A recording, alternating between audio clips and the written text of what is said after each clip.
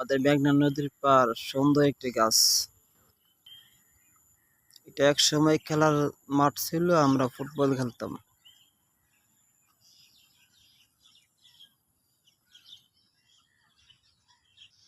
এখানে একটি বট গাছ, খুব সুন্দর। এখানে বিকেলবেলা মানুষ ঘুরতে আসে। 3টি তাল গাছ এখানে। আমাদের বাম পাশে রয়েছে সেনাবাহিনীর ক্যাম্প। আমাদের কাউসার ভাইয়ের দোকান। সকালবেলা সূর্যটাও উঠে গেছে। এই নদী কত না সুন্দর।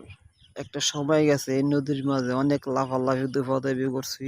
আমাদের এই নদীতে একটা সময় পাথরের জাহাজ আসতো, আমরা ওই জাহাজ থেকে লাফ দিতাম, গোসল করতাম, ছোটবেলা খুব মজা পাইতাম।